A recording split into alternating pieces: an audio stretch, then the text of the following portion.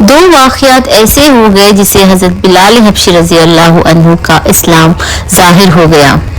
عبداللہ ابن جدان جو بہت ہی پکا بت پرست تھا، اس کے غلام تھے حضرت بلال حبشی رضی اللہ عنہ۔ ایک دن کسی کام سے عبداللہ ابن جدان نے حضرت بلال رضی اللہ عنہ کو بت خانے بھیجا۔ بت خانہ تو بتوں سے بھرا ہوا تھا اور حضرت بلال رضی اللہ عنہ نے مٹی اٹھائی اور بتوں کے چہرے پر دے ماری اور کہنے لگے جو اپنا چہرہ صاف نہیں کر سکتے وہ کسی کا نفع نقصان کیا کریں گے۔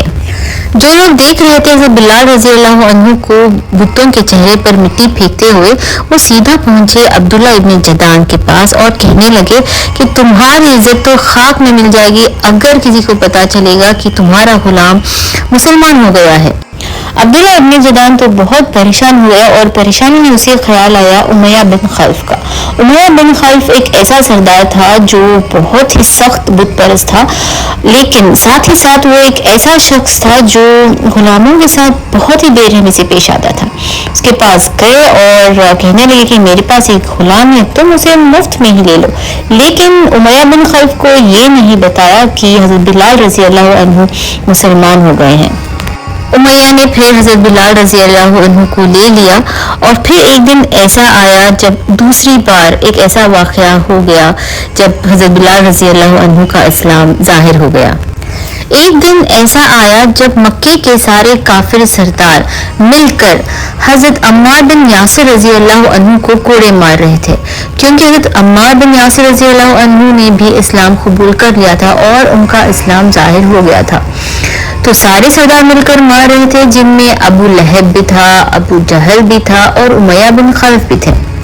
امیہ بن خلف کی جب باری آئی کوڑے مارنے کی، بہت سخت دھوپ کی وجہ سے وہ تھوڑا تھک چکے تھے اور پھر انہیں خیال آیا حضرت بلال رضی اللہ عنہ کا، تو انہوں نے حضرت بلال رضی اللہ عنہ کو آواز دی اور کہا کہ کوڑا پکڑ اور اسے مار۔ بلال رضی اللہ عنہ بہت ہی مشکل میں تھے اور ایک طرف تو وہ کوڑے کو دیکھ رہے تھے اور پھر دوسری طرف حضرت عمار بن یاسر رضی اللہ عنہ کو دیکھ رہے تھے۔ حضرت عمار بن یاسر رضی اللہ عنہ کو پتا تھا کہ حضرت بلال رضی اللہ عنہ بھی مسلمان ہو چکے ہیں۔ پھر حضرت عمار بن یاسر اپنی کامتی ہوئی ٹانگوں کے ساتھ تھوڑا تھوڑا دھیرے دھیرے کر تھوڑا آگے ہوئے اور حضرت بلال کے قریب آئے اور ان کے کانوں میں کہنے لگے، میرا کیا ہے، میں تو مار کھا ہی رہا ہوں، تم بھی دو چار کوڑے مار ہی دینا، لیکن تم اب اظہار مت کر دینا۔ حضرت بلال رضی اللہ عنہ کے امتحان کا وقت تھا، انہیں نظر آ رہا تھا کہ موت سامنے ہے، اگر انہوں نے اظہار کر لیا تو یہ سب سارے سردار جو اکٹھا ہوئے ہیں ان کو نہیں چھوڑیں گے، ان کا بھی وہی حال ہوگا جو حضرت عمار بن یاسر کا ہے۔ امیہ بن خلف غصے میں چلانے لگتا ہے کہ کوڑے سے مار کیوں نہیں رہا ہے، تم کوڑا اٹھا اور مارنا شروع کر بلال۔ تو بلال رضی اللہ عنہ کوڑے کو ہاتھ میں لیتے ہیں اور ایک نظر دوڑاتے ہیں مکے کے سارے کافر سرداروں پر، جو جس میں ابو لہب، ابو جہل اور بہت سارے کافر سردار ہوتے ہیں، اور پھر ایک نظر ڈالتے ہیں حضرت عمار بن یاسر پر اور کہا کہ عمار جب تو مار کھا سکتا ہے تو میں مار نہیں کھا سکتا؟ تو اتنے زخم لے سکتا ہے تو کیا میں نہیں لے سکتا؟ تو جس خدا کا کلمہ پڑھتا ہے میں بھی تو اسی خدا کا کلمہ پڑھتا ہوں۔ اب دیکھ ذرا مل کر مار کھانے میں کیا مزہ آتا ہے، چل مل کر اکٹھا ہو کر ظلم سہتے ہیں اور دیکھتے ہیں ظلم سہنے میں کیا لطف آتا ہے۔ اور حضرت بلال رضی اللہ عنہ نے کوڑے کو زور زور سے ہوا میں گھمایا اور دور پھینک دیا، پھر امیہ بن خلف کی طرف دیکھ کر بغاوت کا اعلان کر دیا اور کہنے لگے، ابھی عمار کو اکیلا مت سمجھنا، ابھی عمار تنہا نہیں ہے، میں بھی عمار کے ساتھ مار کھاؤں گا۔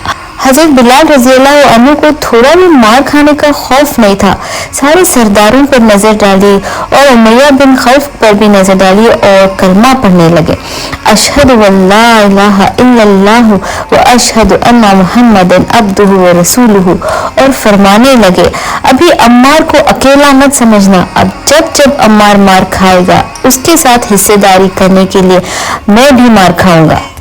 ایک سناٹا سا چھا گیا حضرت بلال رضی اللہ عنہ کی یہ سب باتیں سن کر۔ وہاں پر جو جمع ہوئے تھے، اکٹھا ہوئے تھے سارے مکے کے کافر، سب لوگ امیہ بن خلف کی طرف دیکھنے لگے، کیونکہ امیہ بن خلف تو ایک ایسا شخص تھا جو اپنی سختی کے لیے مشہور تھا۔ امیہ بن خلف کو تو یقینی نہیں ہو رہا تھا کہ بلال ان کی بات نہیں مان رہا. چلا کر امیہ بن خلف کہنے لگے کہ بلال، تیری اتنی جرأت کہ تو میرا حکم نہیں مان رہا ہے، تو میری بات نہیں مان رہا ہے. تو شاید جذبات میں آ کر تو نے اعلان تو کر دیا ہے، لیکن تجھے یہ نہیں معلوم کہ تیرے ساتھ کیا ہونے والا ہے. حضرت بلال رضی اللہ عنہ کہتے ہیں، مجھے پتا ہے تو مجھے بہت مارے گا، مجھے پتا ہے تو مجھے بہت سزائیں دے گا، لیکن اب پیچھے ہٹنے کی کوئی مصلحت نہیں ہے، میں اب پیچھے نہیں ہٹوں گا. میں نے جب کلمہ پڑھ ہی لیا ہے، جب میں نے اعلان کر ہی دیا ہے، تو اب میں پیچھے نہیں ہٹوں گا. تو یہ دو واقعوں کی وجہ سے حضرت بلال رضی اللہ عنہ کا اسلام ظاہر ہو گیا. پھر امیہ بن خلف نے بہت ظلم کیے حضرت بلال رضی اللہ عنہ پر.